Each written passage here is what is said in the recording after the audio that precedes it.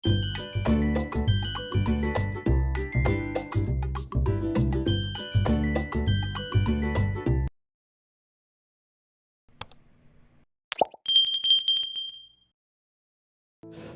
বন্ধুরা, মিনা কিচেন ব্লগে তোমাদের সবাইকে স্বাগত। আমি মিনা। আজকেও চলে আসলাম তোমাদের কাছে আর একটা দুর্দান্ত রেসিপি নিয়ে। এটা হচ্ছে আমাদের সবার প্রিয় কবি রবীন্দ্রনাথ ঠাকুরের প্রিয় রেসিপি, নিরামিষ মাদ্রাজি কাঁচকলা।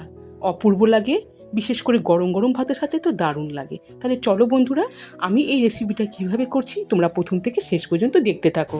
সবার প্রথমে দেখো বন্ধুরা, এইখানে আমি 3টা কাঁচা কলা নিয়েছি।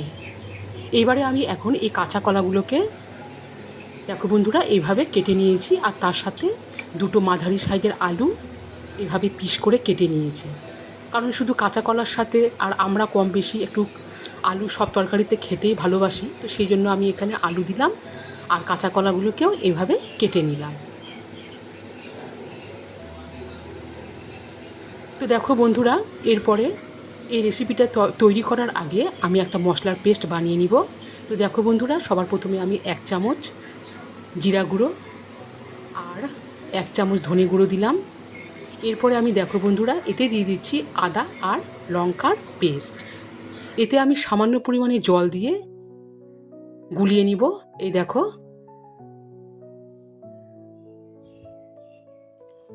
এখানে আমার মশলার পেস্টটাও তৈরি করা হয়ে গেল।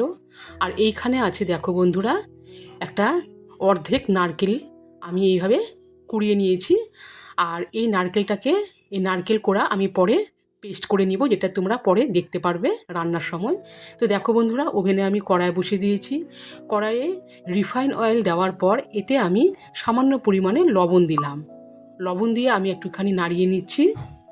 এরপরে এতে আমি আগে থেকে কেটে রাখা কলা আর আলুর পিস দিয়ে দিলাম। আমি নাড়িয়ে নিচ্ছি। এ দেখো,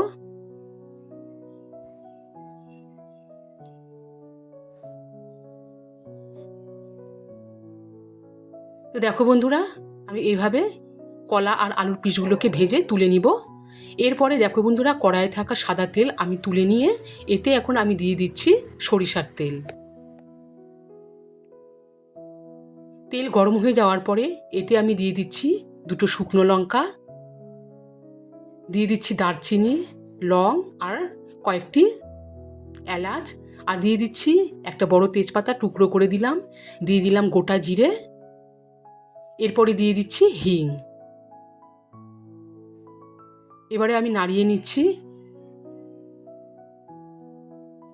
তো দেখো বন্ধুরা, এগুলো ফ্রাই হয়ে যাওয়ার পরে এতে আমি দিয়ে দিচ্ছি আগে থেকে তৈরি করে রাখা মশলার পেস্ট, আর বাটিতে আমি সামান্য পরিমাণে জল দিয়ে সেটাও ঢেলে দিলাম। আর বন্ধুরা, এতে কিন্তু আমি শুকনো লঙ্কার গুঁড়ো আর হলুদ ব্যবহার করব না। এবারে এখন আমি মশলাটাকে নাড়িয়ে নিচ্ছি। তো দেখো বন্ধুরা, কিছুক্ষণ নাড়ানোর পর এতে আমি দিয়ে দিচ্ছি স্বাদ অনুযায়ী লবণ, আর দিয়ে দিচ্ছি নারকেল বাটা। লবণ আর নারকেল বাটা দিয়ে এবারও আমি মশলাটাকে আরও ভালো করে কষিয়ে নিব। কিছুক্ষণ নাড়ানোর পর এতে আমি এখন দিয়ে দিচ্ছি, দেখো বন্ধুরা এখানে আছে তেঁতুলের পাল্প। তো আমি এখানে তেঁতুলের পাল্প আমি দোকান থেকে কিনে নিয়ে এসেছি। তোমরা চাইলে বাজারে যে পাওয়া যায় তেঁতুল, সেটার পেস্ট করেও দিতে পারো। তা আমি এখানে তেঁতুলের পেস্টটা দিয়ে আবারও নাড়িয়ে নিচ্ছি।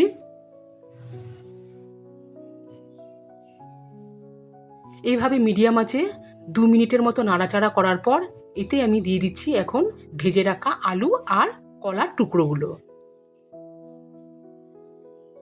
এবারও আমি এখন ভালো করে নাড়িয়ে নেব। এই দেখো, তো বন্ধুরা দেখো মিডিয়াম আছে আমি 1 মিনিটের মতো নাড়িয়ে এরপরে এতে আমি দিয়ে দিচ্ছি এখন পরিমাণ অনুযায়ী জল। জল দিয়ে এবারও আমি নাড়িয়ে নিচ্ছি।